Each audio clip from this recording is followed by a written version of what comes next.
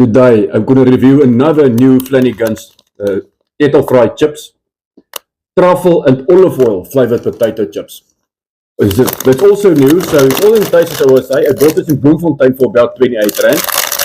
All in the taste, so let's taste what it tastes like. It smells quite nice, I must say.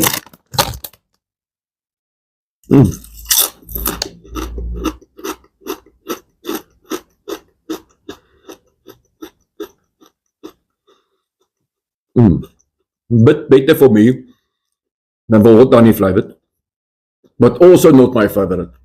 I'll give us a 7.4 out of 10. Thanks guys, love you all, till next time.